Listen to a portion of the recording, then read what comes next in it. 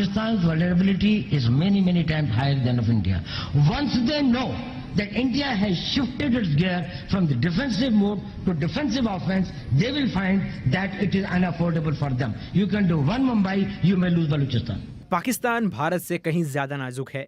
एक बार उन्हें ये एहसास हो जाए कि भारत ने अपना गैर रक्षात्मक मोड से बदलकर रक्षात्मक आक्रामक कर लिया है, तो वो भारत को परेशान करने की जुर्रत नहीं कर पाएंगे। आप एक मुंबई कर सकते हैं, लेकिन हो सकता है कि आप बलूचिस्तान खो दें। टिट फॉर टैट यानी आंख के बदले आंख के अंदाज में अपने विरोधी को धमकाने की ये अदा और किसी की नहीं बल्कि भारत के राष्ट्रीय सुरक्षा सलाहकार अजीत डोभाल की है। चाहे मिजोरम में पृथकतावादियों के चोटी के नेतृत्व को भेदना हो या ऑपरेशन ब्लैक थंडर के दौरान आईएसआई खुफिया अधिकारी का भेजधर स्वर्ण मंदिर के अंदर की गुप्त सूचनाएं निकलवानी हो या कंदहार विमान अपहरण कांड के दौरान तालिबान से बातचीत करना हो, भारत के स्पाई मास्टर अजीत डोभाल की बहुत बड़ी भूमिका रही है। अजीत डोभाल के बैचमेट और उनके साथ काम कर चुके सीआईएसएफ के पूर्व महानिदेशक के.एम. सिंह कहते हैं, इंटेलिजेंस ब्यूरो में मेरे ख्याल से ऑपरेशन के मामले में अजीत डोभाल से अच्छा अफसर कोई आज तक नहीं हुआ है। और शुरू से ही 1972 में आईपी में दिल्ली आए, 2 साल बाद ही मिजोरम में हालत बड़ी ख़राब थी। वो गए मिजोरम, 5 साल वहाँ रहे और मिजोरम में जो शांति वार्ता हुई, जो ऑपरेशन हुआ, इतना काम किया उन्होंने। मिजोरम में शांति हुई उसमें मेरे ख्याल से सबसे बड़ा सहयोग इन्हीं का है। शेयर ऑपरेशन 80 के दशक में पंजाब में हालत बहुत ख़राब थी। पंजाब में जाके जिस तरह उन्होंने ऑपरेशन किया, लेकिन ब्लैक थंडर ऑपरेशन में जो इनका योगदान रहा उसको वर्णन करना बड़ा मुश्किल है। आर्मी में कीर्ति चक्र एक बहुत बड़ा अवार्ड माना जाता है, one of the highest award है, जो आर्मी के ऑफिसर्स के बाहर नहीं मिलते हैं। मेरे ख्याल से अजीत डोभाल एक अकेला एक्सेप्शन है शायद, जिनको कीर्ति चक्र भी मिला है।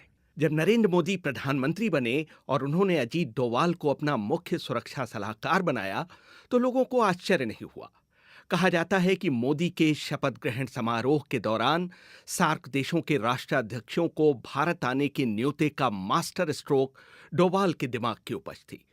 डोभाल के पूर्व बॉस और इंटेलिजेंस ब्यूरो और रॉ के प्रमुख रहे अमरजीत सिंह दुलत मानते हैं, क्योंकि तालमेल बहुत अच्छा है ना मोदी जी और डोभाल साहब का, तो इसलिए स्टिंट तो अच्छा है। स्टाइल बदलता है इंसान के साथ, बाकी काम तो वही चलता है।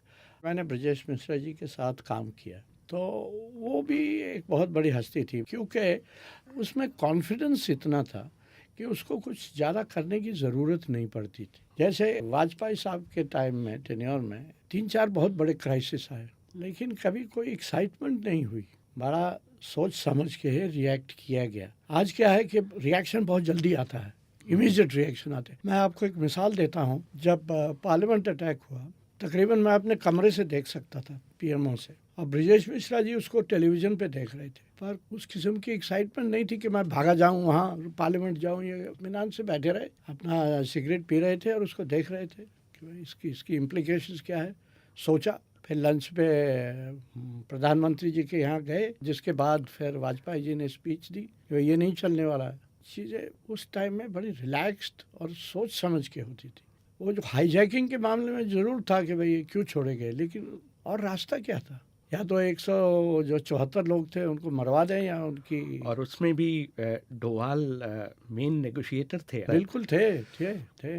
बल्कि ज़्यादातर उनका राब्ता मेरे साथ रहता था वहाँ से। बड़ा हॉस्टाइल इन्वायरमेंट था कंदहार में। तालिबान के साथ हमारा कोई रिश्ता नहीं था और तालिबान कह रहा था कि फटाफट करो जो भी आपको करना है, नहीं तो हम जहाज़ यहाँ से इसको उड़वा देंगे, हम नहीं रखेंगे यहाँ। तो एक बहुत प्रेशर में इन लोगों ने काम किया वहाँ कंदहार में, और जो भी नेगोशिएशन हुए मैं समझता हूँ बड़े अच्छे हुए, क्योंकि एक समय उनकी डिमांड तो कोई 100 लोगों को की रिलीज़ की थी, वो शायद 75 पे आई, 25 पे आई, और अल्टीमेटली 3 लोगों को रिलीज़ करना पड़ा, जो एक कंसेशन था। ये सही है कि उनके कार्यकाल के दौरान भारत को कुछ बड़ी सफलताएं मिली हैं, चाहे वो फादर प्रेम कुमार को आईएस के चंगुल से छुड़वाना हो या श्रीलंका में 6 भारतीय मछुआरों को फांसी दिए जाने से एक दिन पहले माफ़ी दिलवाना हो, या देपसांग और देमचोक इलाके में स्थायी चीनी सैन्य कैंपों को हटवाना हो। डोभाल को वाहवाही मिली है, लेकिन कई मामलों में उन्हें नाकामयाबी का मुंह भी देखना पड़ा है।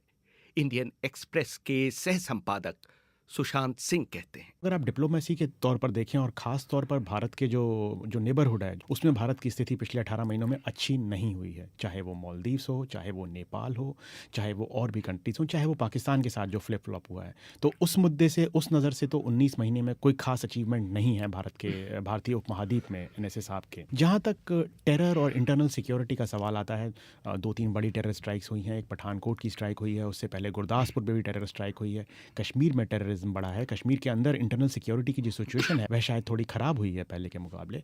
उन चीज़ों से अगर आप देखें तो शायद लोगों को ज़्यादा उम्मीदें थी, क्योंकि डोवल साहब एक बड़े जाने माने इंटेलिजेंस ऑफिसर रहे हैं, ऊंचे आला दर्जे के।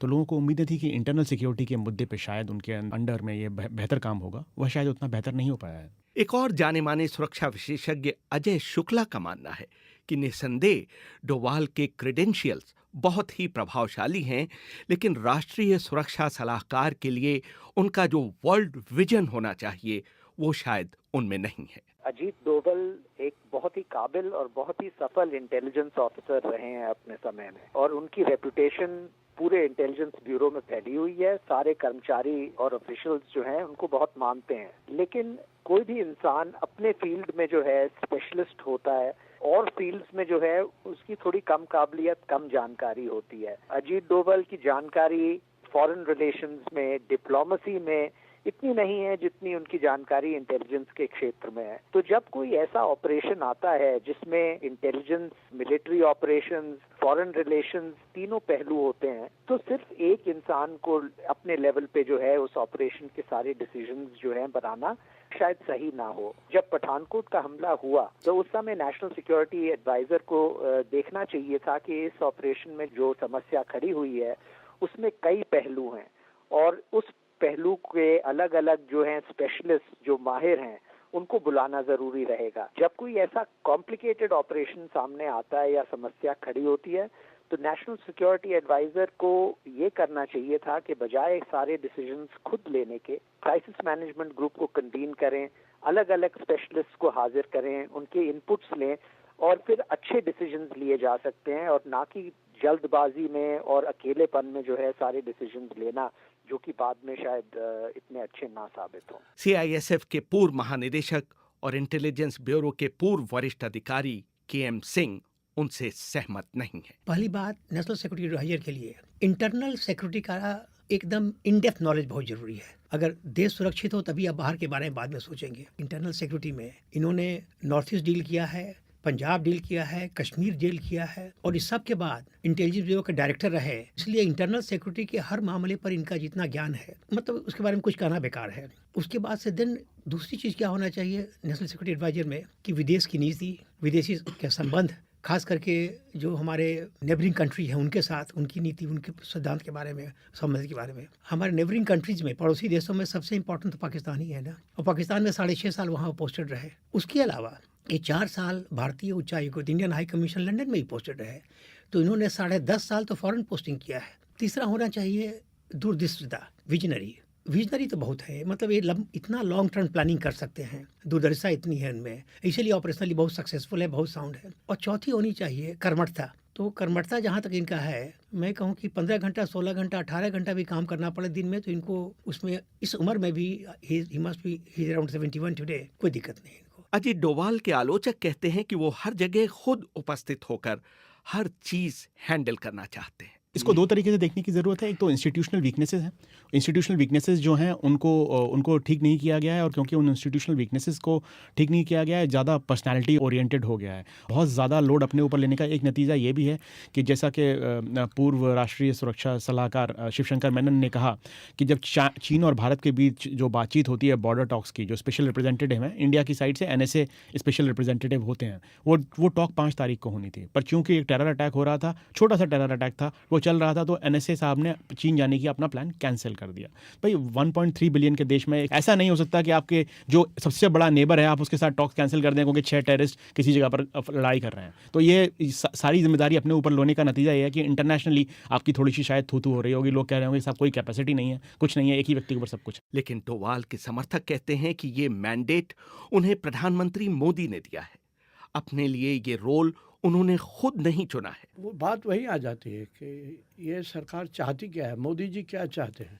जब मोदी जी उन पे इतना रिलाई करते हैं और चाहते हैं कि डोवल साहब खुद करें, तो फिर तो डोवल साहब को करना है ना, और ऑप्शन क्या है? और उनका स्टाइल भी वही है जो मोदी जी का है। ये क्रिटिसिज्म जो आप कह रहे हैं ना कि डोवल साहब के बारे में है, ये मोदी जी के बारे में भी लोग कहते हैं कि कैबिनेट तो काम करती नहीं है, मतलब है मंत्री तो जो हैं वो अपना अपना डिपार्टमेंट देखते हैं, लेकिन सवाल यह है कि main crucial decision Modi ji लेते हैं, तो इस तरह ही डोवल साहब भी लेते हैं। डोभाल के आलोचक कहते हैं कि उनकी भाषा परिष्कृत नहीं है, वो मुंहफट हैं और आउट ऑफ टर्न बोलते हैं, लेकिन दुलत इस आलोचना को सही नहीं मानते। उस कैनन बिल्कुल वो नहीं है, वो बहुत हर एक चीज़ करते हैं और कहते हैं, सोचते हैं, बड़े सोच समझ के है, वो ऐसी बात नहीं। तो उसमें there is always method in the madness ना, कोई ना कोई वो ये चीज़ सुनना चाहता होगा। मोदी जी क्यों कई चीज़ें कहते हैं, या सरकार क्यों कई चीज़ें कहती हैं, एक कॉन्स्टिट्यूंसी है ना। पठानकोट हमले का जो जवाब सरकार की तरफ से आया है,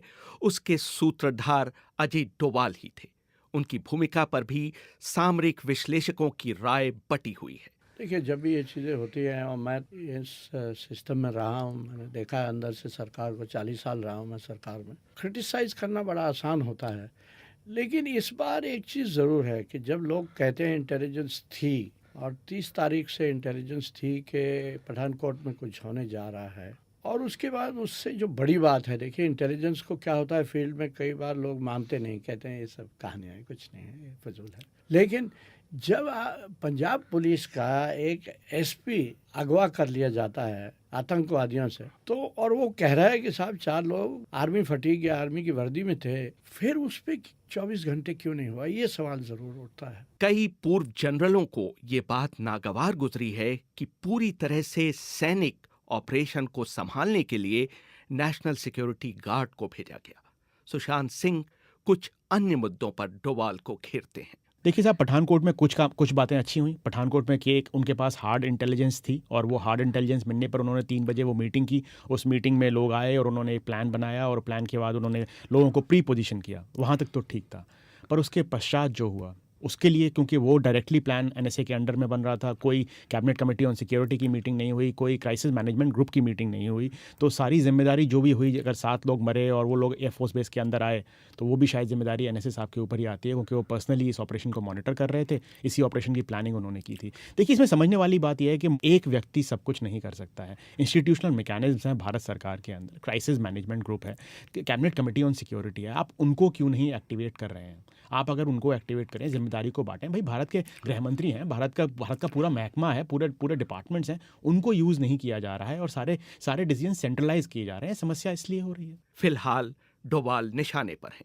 अगर उनके नेतृत्व में भारत में प्रोएक्टिव सामरिक सोच विकसित नहीं होती, तो ये उनके करीने से बनाए गए ट्रैक रिकॉर्ड पर कुछ धब्बे छोड़ सकता है, और ऐसा डोभाल कभी होने देना नहीं चाहेंगे। रेहान फजल, BBC, दिल्ली।